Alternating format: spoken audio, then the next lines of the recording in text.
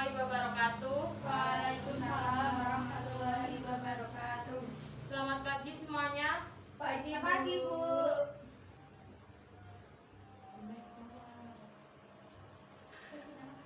Bagaimana kabar kalian pagi hari ini? Alhamdulillah sehat Bu. Sebelum kita mulai pelajaran pada pagi hari ini, alangkah baiknya kita memulai dengan membaca doa. Ketua kelas bisa dipimpin. Ya. Berdoa mulai. Bismillahirrahmanirrahim. Raditu billahi robba wa bil islami dina wa bi Muhammadin nabiyya wa rasulah. Rabbi zidni ilma warzuqni fahma. Amin ya rabbal alamin. Sebelum masuk ke pelajaran, dibahas terlebih dahulu ya. Yang pertama Rena, Hadirah Bu. yang kedua ada Mici. Hadirah Bu. Ya, pada pagi hari ini Ibu akan menjelaskan materi mengenai jinayat dan hukumnya. Apakah dari kalian ada yang udah tahu apa itu jinayat? Apa Mbak Rena? Jinayah itu hukum pidana Islam. Ya, betul sekali. Jadi jinayat menurut istilah adalah hukum yang sering disebut dengan delik atau tindak pidana. Jinayah merupakan bentuk verbal non atau mazhar dari kata jana. Secara etimologi, jana berarti berbuat dosa atau salah, sedangkan jinayah diartikan perbuatan dosa atau perbuatan salah. Sedangkan secara terminologi, kata jinayat mempunyai beberapa pengertian seperti yang diungkapkan oleh Abdul Al-Qadir Audah, bahwa jinayat adalah perbuatan yang dilarang oleh syarak, baik perbuatan itu mengenai jiwa, harta benda, ataupun lainnya. Menurut Al-Jazuli, pada dasarnya pengertian istilah jinayah mengacu kepada hasil perbuatan seseorang. Biasanya pengertian tersebut terbatas daripada perbuatan yang dilarang di kalangan fuqaha. Perkataan jinayat berarti perbuatan-perbuatan yang dilarang oleh syara. Selanjutnya ada macam-macam jinayat. Yang pertama ada pembunuhan. Anak-anak tahu nggak apa itu pembunuhan? Pembunuhan itu seseorang yang dibunuh. Iya, seperti itu ya kurang lebihnya. Pengertian pembunuhan itu menurut bahasa yaitu menghilangkan nyawa seseorang. Sedangkan secara istilah membunuh adalah perbuatan manusia yang mengakibatkan hilangnya nyawa seseorang baik dengan sengaja ataupun tidak disengaja, baik dengan alat yang mematikan ataupun dengan alat yang tidak mematikan. Selanjutnya ada macam-macam pembunuhan. Macam-macam pembunuhan ada 3. Pembunuhan sengaja, pembunuhan karena tidak sengaja, yang terakhir ada pembunuhan karena kelalaian. Dasar hukum larangan membunuh itu apa ya? Tahu nggak anak-anak? Enggak tahu. Membunuh adalah perbuatan yang dilarang dalam Islam karena Islam menghormati dan melindungi hak hidup setiap manusia.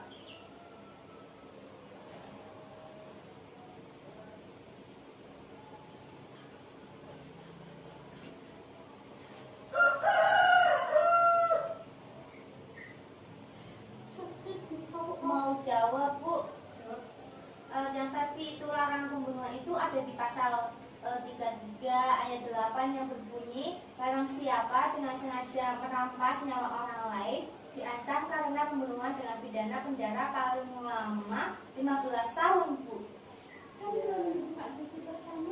Oh iya ya? Ya udah nggak apa-apa ya, Mbak Misi dapat nilai tambahan. Selanjutnya ada hukuman bagi pelaku pembunuhan.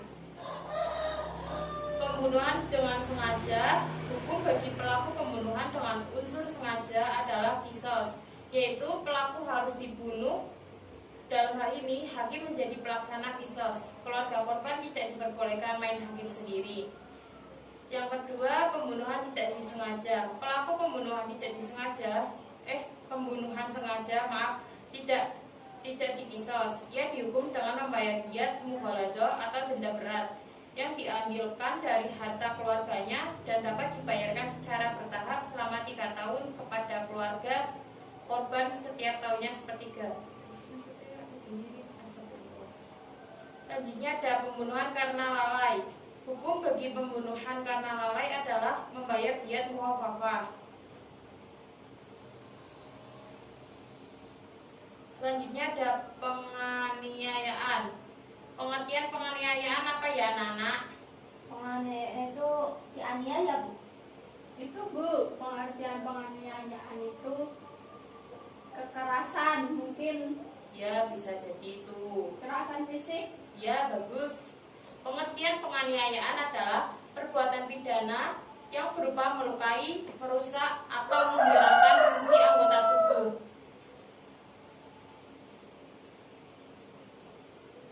Dasar hukuman tindak aniaya: perbuatan menganiaya orang lain tanpa alasan yang dibenarkan dalam Islam dilarang. Larangan berbuat aniaya ini sama dengan larangan membunuh orang lain tanpa dasar. Yang selanjutnya ada kisos. Pengertian kisos menurut syara adalah hukuman balasan yang seimbang bagi pelaku pembunuhan maupun perusakan atau penghilangan fungsi anggota tubuh orang lain yang dilakukan dengan sengaja. Macam-macam kisos ada berapa? Tahu nggak, anak-anak? Enggak tahu. Enggak tahu, Bu. Mici tahu nggak? Macam-macam kisos. Enggak tahu aja. Ya, jelasin ibunya. Macam-macam kisos itu ada 2, Bu. Ya, Pak. Ada kisos jiwa dan kisos anggota badan. Ya, bagus.